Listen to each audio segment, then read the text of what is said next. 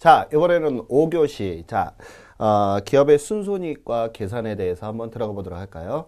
자, 우리 순손익이라고 하는 것은 장사를 잘했는지 못했는지 이것을 우리가 이제 배운 것을 토대로 해서 한번 배워보도록 하겠습니다. 각종 시험에서도 많이 나오는 부분이기도 하고요. 이 부분에 관련되는 그 계산하는 방법은 두 가지 방법으로 볼 수가 있어요. 하나는 계산 공식에 의해서 우리가 계산할 수도 있고요. 그 다음에 우리가 계정 분석을 해서 우리가 쉽게 알아볼 수 있는 방법이 있는데, 아직 우리 선생님들은 계정에 관련된 그 개념을 배우지 않았기 때문에 우리가 공식에 접근하는 방식을 한번 배워보도록 하겠습니다. 자, 먼저 재산법이라고 하는 것이 무엇인가 서부터 한번 보도록 하고요. 그 다음에 또 손익법이 무엇인지 같이 한번 보도록 하겠습니다. 자, 우리가 이 손익법이라고 하는 것은 이미 우리가 이제 앞전 시간에 배웠어요. 장사를 잘했는지 못했는지 이것을 우리가 이제 알아보는 거잖아요. 그래서 우리가 자, 수익에서 자, 비용을 빼주게 되면 우리가 순이익이 나오는 것을 우리가 알았고요. 또 반대로 비용이, 즉 장사에서 쓴 돈이 크다면 우리가 순손실이 생긴다는 것을 알 수가 있습니다. 그러면 우리가 이 재산법이라고 하는 것은 기업이 보유하고 있는 재산을 얘기하는데요. 우리가 사장돈을 뭐라고 하죠? 자본금이라고 하잖아요. 그래서 시작을 뭐라 한다? 기초, 끝나면 기말, 이런 식으로 얘기를 하잖아요. 그래서 한번 재산법은 자본의 증감 여부에 따라서 우리가 단기 순손익이 생겼는가를 검증할 수 있는 거라고 보시면 돼요. 자, 그럼 한번 보겠습니다. 자, 우리가 끝나면 기말이라고 하는데요. 자, 기말에 사장돈이 얼마가 있는지, 또 기초, 시작을 우리는 기초라고 하잖아요. 자, 기초 자본하고의 비교를 하면서 같이 한번 들어가 보도록 하겠습니다. 자, 제가 지금 장사를 하고 있어요. 근데 얼마 가지고 시작했냐면 1,000원 가지고 시작을 했는데, 자, 1월 1일 날 1,000원 가지고 장사를 뜩하니 했는데 끝나는 12월 30일 날 보니까 얼마가 생겼냐면요. 1,500원이 내 돈이 된 거예요. 그러면 장사를 잘했다 못했다? 잘했으니까 내 돈이 늘어났을 거 아니에요. 그러면 당연히 자, 기말이 크다면 무엇이 생기는 걸 알 수 있다. 단기 순이익이 생긴다는 것을 알 수가 있겠죠. 그래서 이익이 500원만큼 생겼구나 하는 것을 알 수가 있는 것처럼, 자, 기초자본하고 기말자본을 비교를 하여 우리가 그 회사의 재산이 늘었는가 줄었는가를 알아보는 것을 우리는 재산법이라고 합니다. 자, 그럼 반대로 한번 해볼까요? 자, 반대로 내가 처음에 시작할 때는 1,000원 가지고 시작했는데, 자, 기말에 보니까 700원밖에 없는 거예요. 그러면 이 상태에서 누가 더 크다는 걸 알 수 있죠? 기초가 더 크잖아요. 그러면 내가 얼마만큼에 까먹었다는 얘기예요? 그쵸? 300원만큼 까먹었으니까 300원만큼의 우리가 무엇이 생겼다? 단기의 순손실만큼이 생겼다는 것을 이렇게 우리가 자본금을 가지고서 비교하여 단기 순손익을 계산하는 방법을 우리는 재산법이라고 합니다. 그러면 자, 이렇게 이 자본이라고 하는 것은 아까 제가 말씀드린 것처럼 어디상에서 재무상태표상에서 우리가 알 수 있는 거지만, 장사를 잘했는지 못했는지 알아보는 것은 손익계산서에서 알 수 있다고 그랬잖아요. 그래서 우리가 손익계산서에서 수익과 비용에 관련된 것을 우리가 알 수가 있습니다. 자, 한번 예를 들어 볼까요? 자, 수익이 자, 2,000원이에요. 그런데 비용이 얼마가 생겼냐면요. 1,500원만큼 생겼어요. 그러면 이익이 얼마큼 생겼죠? 500원만큼 생겼단 말이에요. 그러면 단기 순이익이 생기면 그만큼 자본금도 늘어난다는 그런 개념. 그 다음에 반대로 순손실이 생기면 자본금이 그만큼 줄어든다는 거. 그러면요, 하나의 회사에서 재무상태표와 또 손익계산서를 작성을 했는데, 한 회사에서 나온 단기 순손익은 반드시 뭐 해야 된다? 그쵸? 같아야 된다는 얘기입니다. 그래서 그것을 토대로 해서 시험 문제가 보통 많이 나오거든요. 자, 한번 예를 들어서 한번 연습해 보도록 하겠습니다. 자, 우리 요 문제를 한번 해볼까요? 자, 기초를 1,000원 가지고 시작을 했는데 기말에 보니까 1,500원이 되었어요. 그러면 우리가 기말이 크다는 얘기는 단기 뭐가 생겼어요? 순이익이 생겼잖아요. 그랬을 때에 시험 문제상에서 이렇게 나올 수도 있겠죠. 자, 수익을 주어지고요. 그 다음에 비용의 금액을 안 가르쳐주고 또 순이익도 안 가르쳐주는 거예요. 근데 이미 우리가 단기 순이익이 생겼다는 것을 알 수가 있잖아요. 왜? 처음에 1,000원 가지고 시작했는데 1,500원이 됐으니까 아, 단기 순이익이 생겼구나 하는 것을 알 수가 있죠. 자, 그랬을 때 비용은 얼마가 되게 이런 얘기니까 자, 수익에서 순이익을 빼주면 비용의 금액을 알 수가 있죠. 그래서 우리가 1,500원 이렇게 구하는 거.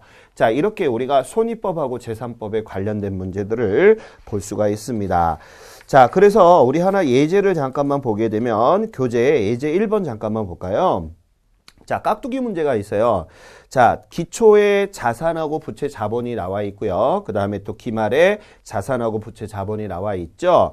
자, 일단은 자본을 몰라. 우리가 어떻게 구한다고 그랬죠? 그쵸? 자산에서 부채를 빼주면 자본이 나오잖아요. 그래서 거기 1번에 보게 되면 2만 원만큼의 자본금이 나오게 됩니다. 그러게 되면 우리가 한번 여기다가 숫자를 쓰면서 같이 대입을 한번 해보도록 해볼까요? 자, 먼저 기초자본금이 얼마가 있어요? 2만 원이 나와 있어요.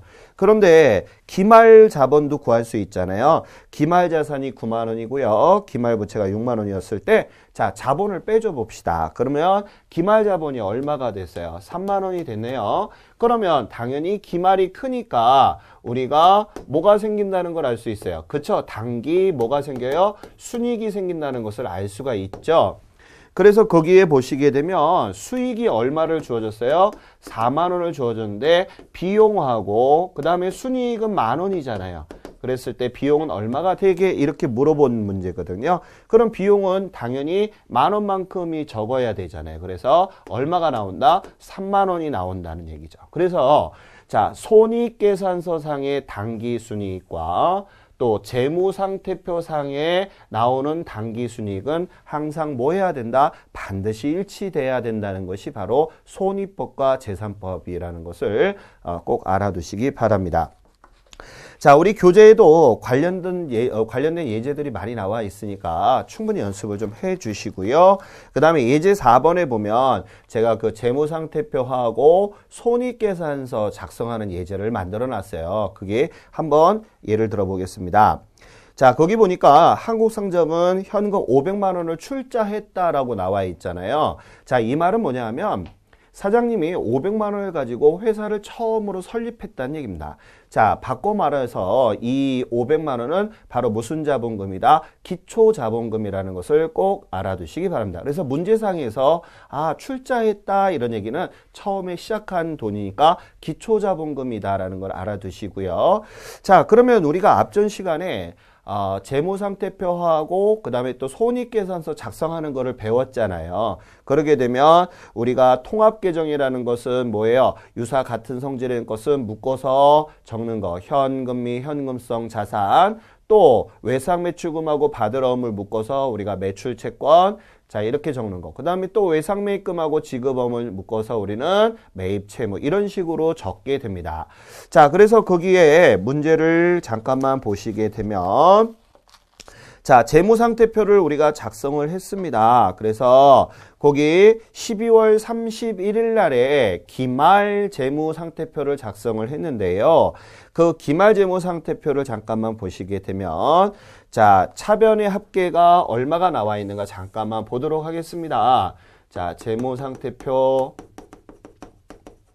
하고요. 자, 기말이에요. 자, 기말이라고 하는 것은 언제 날짜겠어요? 그쵸. 12월 31일 날짜가 되겠네요.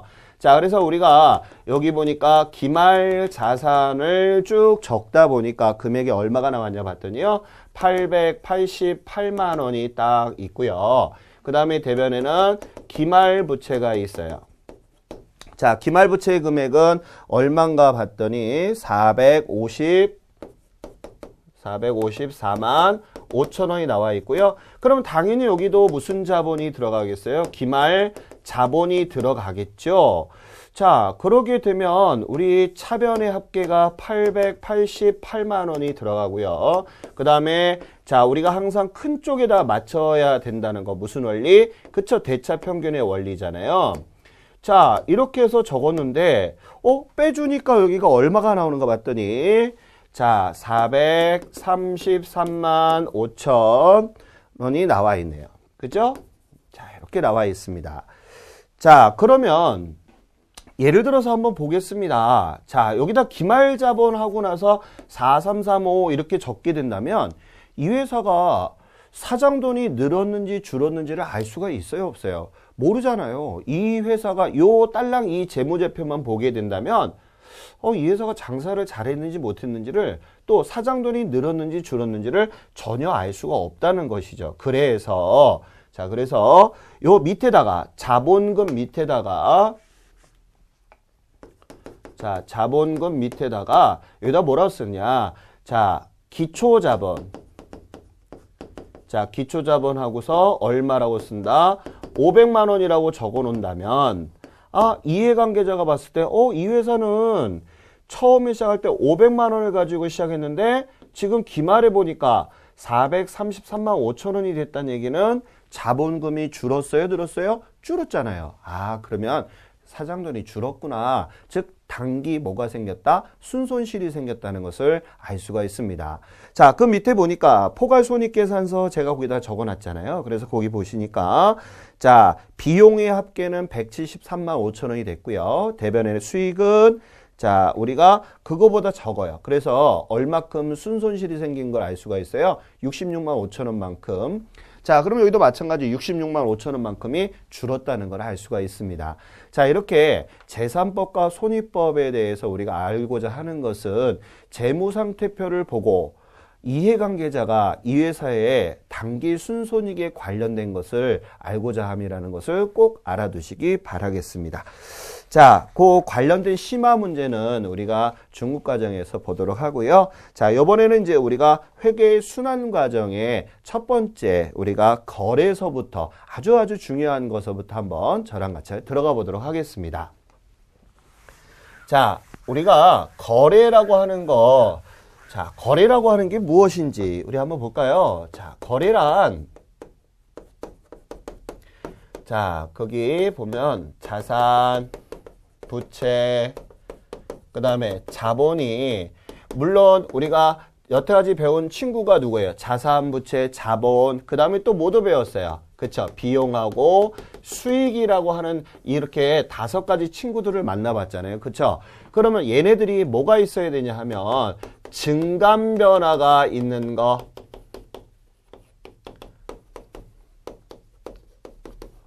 자, 거래란 뭐냐? 라고 물어보게 되면 자, 우리가 배웠던 친구들 있잖아요. 그게 항상 늘어나고 줄어드는 것. 이것을 우리는 이제 증감 변화를 하는데 꼭 증감 변화가 있어야지만 우리는 뭐라고 얘기한다? 거래라고 한다는 거예요.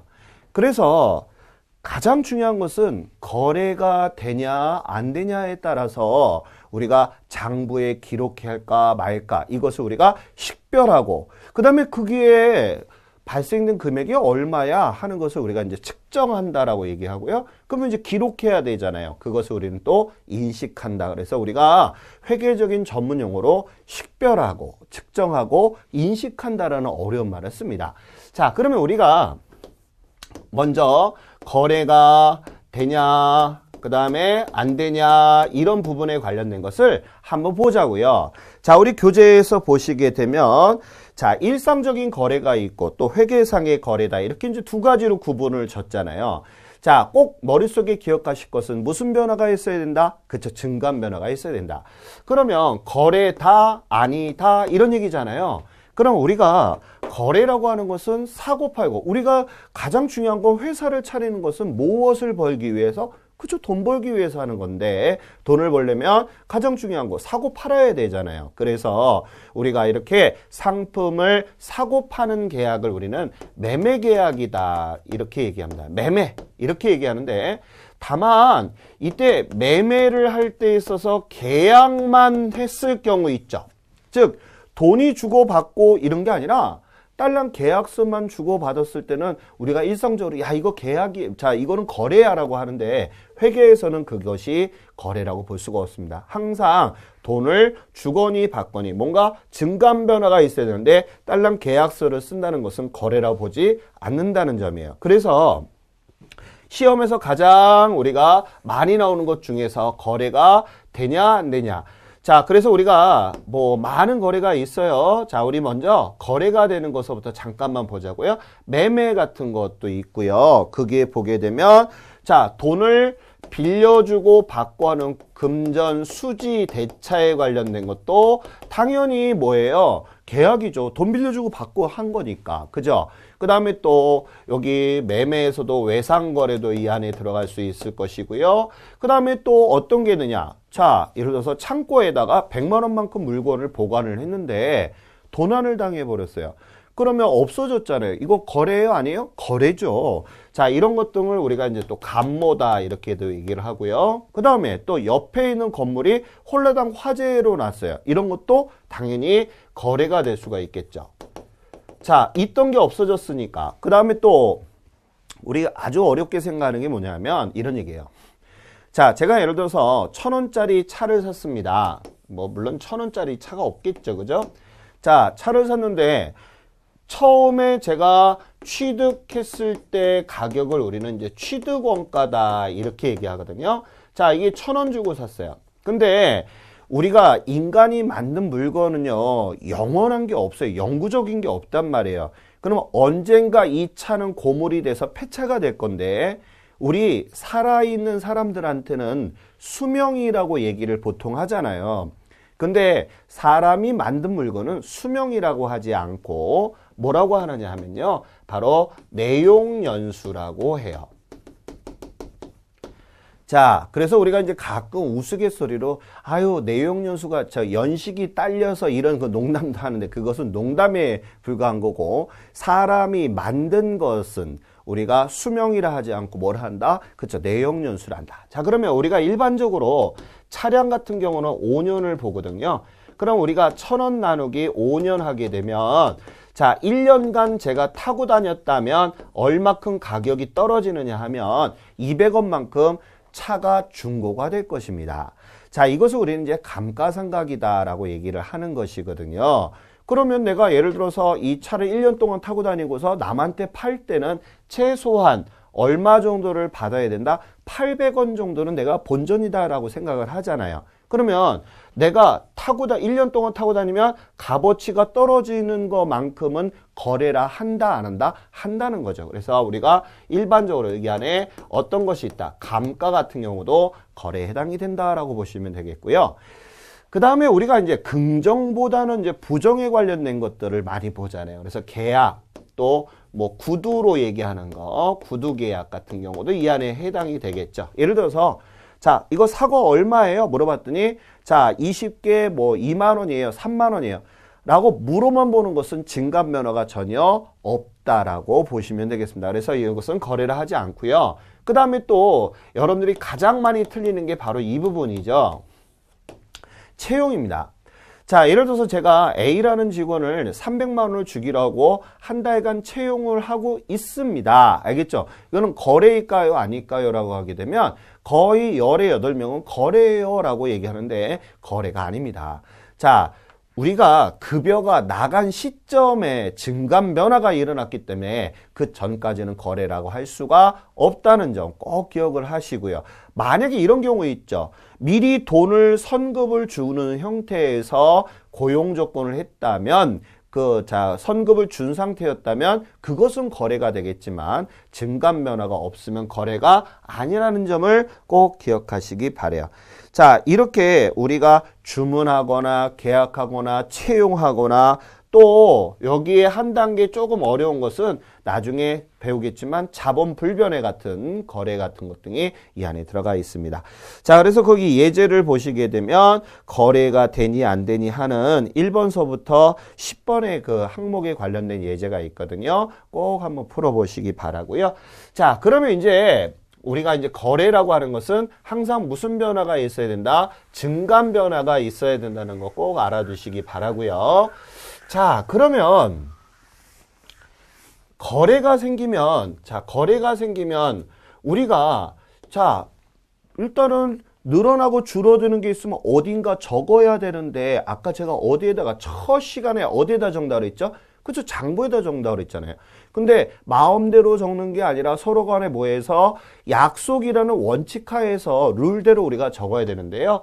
자, 이때 거래가 생기면 장부에다가, 자, 장부에다가 기록을 하게 되는데요. 자, 기록을 하게 되는데, 기록하는 것을 우리는 분계라고 하는 것입니다.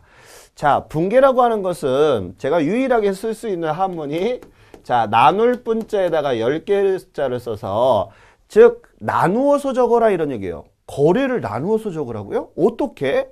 자, 차변하고 대변에 나누어서 적어라. 그런데 이때 꼭 알아두실 것이 뭐가 있냐면요. 꼭 지켜야 되는 3가지가 있습니다. 자, 첫 번째가 뭐가 있느냐면 거래에 판료소가 있고요. 그 다음에 두 번째는 거래에 이중성이 있고요. 그 다음에 세 번째는 대차 평균의 원리라고 하는 것이 있습니다. 우리 3번은요, 제가 누차 많이 강조했던 것이 눈에 보이니까 상당히 반가워요. 그쵸? 자, 그러면 우리 하나씩 이번 시간에는 이 내용에 관련된 걸 한번 보도록 하겠습니다. 자, 먼저 대차 평균의 원리라고 하는 것은 제가 뭐라 그랬죠? 대변의 합계 금액과 대변의 합계 금액과 차변의 합계 금액은 반드시 같아야 된다는 것이잖아요. 자, 그러면 거래 이중성은 무엇이냐 하면요. 자, 이중이라는 거죠. 이중. 야, 넌 이중인격자야 라고 하게 되면 성격이 몇 가지 있다는 거예요. 2가지가 있다는 얘기잖아요. 즉, 항상 거래가 생기면 이것을 분계할 때는 차변만 있으면 안 된다. 차변이 있으면 무슨 변이 있어야 된다? 대변이 같이 공존해서 있어야 되는데요. 자, 제가 지금 거래 이중성에 대한 회계에서 정의하는 개념을 한번 불러드릴게요. 잘 들어보세요. 자, 거래 이중성이라고 하는 것은 차변 요소 금액과 대변 요소 금액은 동시에 발생하여야 되고 그 금액은 같아야 된다는 것이 바로 거래의 이중성입니다. 자, 이 얘기를 하고 나면 모든 학생들이 선생님, 대차 평균의 원리와 거래의 이중성이 다른 게 뭡니까? 라고 하는 궁금증을 전부 다 질문을 하게 됩니다. 자, 우리 한번 찾아볼까요? 대차 평균의 원리는 제가 뭐라고 그러냐면 차변의 합계 금액과 대변의 합계 금액은 반드시 같아야 된다는 얘기고 거래 이중성이라고 하는 것은 차변 요소 금액과 대변 요소 금액은 동시에 발생해야 되고 그 금액은 같아야 된다는 얘기입니다. 뭔 차이가 있습니까? 라고 물어보면 그냥 놓쳐버리는 경우가 있는데 자, 우리 거래 이중성이라고 하는 것은 차변과 대변의 많은 거래들을 우리가 이제 적게 될 거예요. 분계를 하게 되는데요. 그 금액, 요소마다 차변과 대변에 생기는 요소에 생기는 금액들은 서로 뭐 해야 된다? 같아야 된다는 얘기입니다. 차변과 대변은 동시에 발생을 해야 되고요. 그 금액은 같고 그런 요소들이 다 합쳐 있을 때 그 합계 금액이 같아야 된다는 것이 대차 평균의 원리고 차변과 대변의 요소마다 이렇게 발생되는 그 건마다에 있는 금액은 같아야 된다는 게 바로 거래의 이중성입니다. 이때 꼭 머릿속에 알아두셔야 될 키워드는 합계 금액이 같아야 된다는 것은 대차 평균의 원리고 요소 금액이 동시에 발생해야 되고 같아야 된다는 것은 뭐다? 거래의 이중성이다라는 것을 꼭 기억하시기 바랍니다. 자, 그러면 이제 우리 회계에서요. 정말로 아주 중요한 약속이자 원칙, 아주 너무나 중요한 게 바로 거래의 판료소입니다. 원래 스타는 나중에 나오잖아요. 그래서 거래의 판료소는 8가지가 있다라는 거예요. 그 8가지를 정확히 인지하셔야지만 여러분들이 분계나 전표나 모든 것이 재밌어집니다. 자, 그러면 이미 우리는 거래의 판료소를 이미 다 배웠어요. 자, 그래서 우리 교재에도 보시게 되면 자, 거래의 판료소라고 해서 차변과 대변에 보면 자산의 증가, 자산의 감소 이런 식으로 해서 표가 나와 있는 게 있어요. 근데 막 되게 막 그 화살표가 서로들 연결되어 있는데 그거는 무시하셔도 좋고요. 자, 그럼 한번 우리 보도록 할까요? 자, 우리 앞전에 재무상태표를 배웠습니다. 제가 앞으로 재무상태표를요, 줄여서 BS라고 쓸게요, 가끔. 그 다음에 손익계산서도 한번 보도록 할까요? 자, 손익계산서. 자, 손익계산서도요, 제가 IS라고 가끔 줄여서 쓰도록 하겠습니다. 자, 그러면 우리 한번 재무상태표 이미 배운 거 머릿속에 끄집어내자고요. 자, 차변에 뭐가 들어간다? 자산, 대변에는 부채하고 자본이 들어가겠죠. 그 다음에 차변에, 손익계산서 차변에는 비용이 들어가고요. 대변에 뭐가 들어가죠? 수익이 들어가게 됩니다. 자, 그러면 이미 제가 거래 판례서 다 배웠다 했잖아요. 아니, 가르쳐 주지도 않고 뭘 배웠냐고요? 자, 한번 볼까요? 자, 우리가 이런 얘기를 합니다. 왜 우리 그 무슨 그 빨간색으로 된 날에 공휴일이잖아요. 국가 공휴일에 어디 무슨 유원지나 이런 데 가면 사람 너무 많습니다. 가다 보면은 무진장 많이 좋기는 하지만 아이고 팔이야, 아이고 죽겠네, 괜히 놀러 갔다 왔네, 뭐 이런 얘기를 많이 하죠. 옛날에 그러지만 어때요? 집에 있으면 편안하게 시원하게 에어컨 바람 쐬면서 좋게도 있을 수 있는데도 불구하고 사서 고생한다는 얘기를 하죠. 벌써 늙었냐고요? 아니, 일단은 그렇다는 얘기입니다. 자, 이래서 예쁜이 그런 얘기 하죠. 집 나가면 고생한다 이런 얘기를 하는 것처럼, 자, 우리도 여기도 마찬가지예요. 자산이 차변에 있다라는 건 이미 다 알고 있잖아요. 그래서 자기 집에 있으면 증가, 집 나가면, 자, 차변에 있는 친구가 대변에 온다면 감소, 이렇게 머릿속에 담아주신다면 자산의 증가, 자산의 감소, 부채의 감소, 부채의 증가, 자본의 감소, 자본의 증가, 비용의 발생, 수익, 이렇게 외우지 않더라도 자산이 차변에 있으면 자기 집에 있네, 증가, 집 나가면 뭐다? 감소, 이렇게 머릿속에 담는 것이라면 쉽게 머릿속에 담을 수가 있습니다. 저는 이거 공부할 때요, 막 학교에서 거꾸로도 했다가 왼쪽으로 했다가 막 하면서 못하게 되면 서서 일으켜서 막 한참 되게 외우는데 정신이 없었는데, 그러실 필요 없이 차근차근 자기 집에 있으면 증가, 집 나가면 감소, 이런 식으로 머릿속에 담으시면 되겠죠. 자, 그럼 부채도 볼까요? 자, 부채도 자기 집은 무슨 변? 대변. 자, 자기 집에 있으면 증가, 집 나가면 감소. 자본도요, 자기 집에 있으면 증가, 집 나가면 감소. 자, 이래서 우리 한번 해볼까요? 천천히. 자, 왼쪽 차변, 오른쪽 대변, 자산의 증가, 자산의 감소, 부채의 감소, 부채의 증가, 자본의 감소, 자본의 증가. 요런 식으로 머릿속에 담으시고요. 자, 그 다음에 우리가 손익계산서도 봐요. 우리가 비용하고 수익은요, 증가니 감소니 이런 말을 쓰지 않고요, 생기는 것을 우리가 발생이라고 그래요. 그래서 우리가 발생주의 뭐 이렇게 얘기도 하는데요. 자, 비용이 자기 집이 차변이잖아요. 비용의 발생. 그 다음에 이 친구가 대변에 가면 감소라는 말을 쓰지 않고요, 우리가 없어졌다 그래서 소멸이라는 말을 씁니다. 자, 수익도 마찬가지. 수익의 발생. 그 다음에 차변에 오면 뭐가 된다고요? 없어진다, 소멸.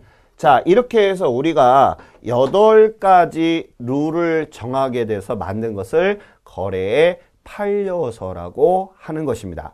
자, 그러면 여기까지 잠깐 정리 한번 해봐요. 자, 거래가 생기면 뭐 하자? 붕괴. 자, 붕괴할 때는 몇 가지를 지켜라? 3가지를 지켜라. 자, 우리 회계를 공부하시는 분들이 제일 많이 어려워하는 게 사실 붕괴거든요. 왜냐하면 우리가 기업에서 발생되는 일상적인 거래를 차변과 대변에 딱 나타내야 되는데, 전에도 제가 말씀드린 것처럼 그 계정 과목을 정확하게 이해하지 못한 상태에서 실무에서 전표를 발생을 하는 거에 대해서 되게 어려워하십니다. 또한 학생들 또한 분계를 못하기 때문에 회계를 처음 접할 때 너무 어려워하고 포기하는 경우를 많이 볼 수가 있습니다. 제가 다음 시간에는요, 분계하는 요령 5가지 비법을 가르쳐 드리겠습니다. 그 비법을 알게 되면 여러분들이 쉽게 분계하는데 자신감을 얻을 수 있을 거라고 생각을 하거든요. 그 비법대로 하시고요. 일단은 머릿속에 담자고요. 자, 거래가 생기면 뭐 한다고요? 분계 몇 가지를 지키라고요? 3가지를 지켜라. 거래의 판료서, 거래의 이중성, 대차 평균의 원리. 자, 이래서 예전에는요, 자, 거래가 생기면 분계를 하고요. 이때 이것을 우리가 장부에다가 적는데 이것을 우리는 뭐라고 한다? 분계장이라고 하는 것입니다. 자, 이런 얘기 했더니 어느 분이 그런 얘기 하더라고요. 아니, 선생님, 21세기를 바라보는 시기에 우리가 아직도 이런 걸 배워야 됩니까? 라는 고리따분한 얘기를 하시는데요. 그거는 어디 가서나 그런 얘기 하시면 안 됩니다. 아우, 나는 무식해요 하는 얘기하고 똑같아요. 자, 우리가 지금 현재의 회계 프로그램들을 많이 쓰고 있습니다. 그래도 가장 중요한 것은 사람이 그 거래에 대해서 거래가 되니 안 되니 하는 식별하고, 그 다음에 금액에 대해서 얼마인가 알아보는 게 측정하고 기록하는 것이 인식한다라고 하는데요. 이때 거래가 되니 안 되니 하면서 분계를 하는 것은 사람이 하는 것이고요. 자, 이것을 어떻게 한다? 회계 프로그램에다가 입력을 하는 거를 해야지만 재무제표까지 쫙 작성이 되는 것입니다. 하기 때문에 여러분들이 가장 중요한 것은 분계하는 요령을 꼭 숙지를 하시기 위해서 제가 전자의 계정 과목을 머릿속에 자꾸 담아달라고 했던 부분이 바로 그 부분입니다. 그래서 다시 한번 부탁하지만 계정 과목에 대해서 자꾸 내 입에서 나올 때까지 반복을 부탁을 드리고요. 다음 시간에 저랑 같이 분계 요령에 대해서 배워보도록 하겠습니다. 자, 수고하셨습니다.